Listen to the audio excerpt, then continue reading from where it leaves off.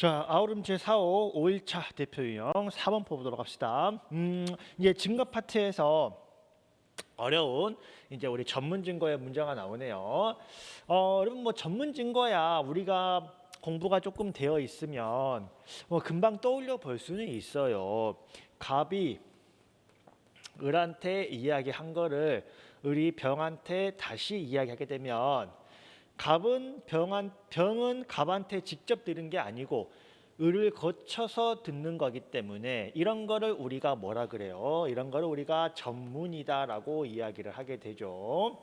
다만 경우에 따라서 이렇게 병이 듣는 것 자체가 병이 을로부터 들었다는 것 자체가 요거 자체가 뭐랑 요증 사실과 연결돼 버리면 그때는 전문 증거가 안 되는데 이걸 내가 들었다는 내용이 문제가 되면 요 내용은 뭐가 된다? 전문이 된다라는 게 판례의 입장이죠. 근데 이거 조금 구별하기가 쉽지 않아요. 이게 내용이 문제가 되는 건지 아니면 그 자체가 증거가 되는 건지 구별하기가 쉽지가 않기 때문에 여러분들이 이해가 되는 부분 이해하시고 잘 이해가 안 되면 적절히 암기하시는 것도 방법입니다. 가령 기억 보시면 A의 알선 수재 사건에서 건축허가 담당 공무원에게 내가 사례비 2천만 원을 주기로 A와 상의하였다라는 B의 증언에서 B가 이야기한 것 자체가 그 뇌물죄에 대한 요증 사실을 입증하는 것이기 때문에 B의 증언 자체가 요증 사실과 관련돼 있기 때문에 이런 거는 전문 증거가 아니라는 거죠. 그래서 보시면 되고 니은에서도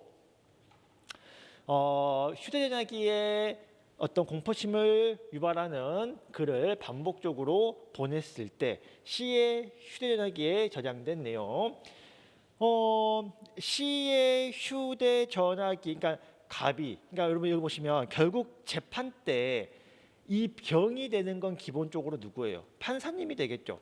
판사님이 직접 보지 못하고 누군가를 거쳐서 오는 건데 갑이 을에게 반복적으로 불안한 메시지를 보냈대. 그 메시지를 판사님이 보는 거 아니야. 그랬을 때 갑이 그러한 내용으로 보냈다라는 것보다 그러한 내용을 보냈다는 것 자체가 증거가 되는 것이기 때문에 역시 이때는 전문 증거가 되지 않는다라는 게 판례의 입장이고요. D급 보시면 D의 의뢰를 받은 변호사가 작성하여 D에게 이메일로 보냈다.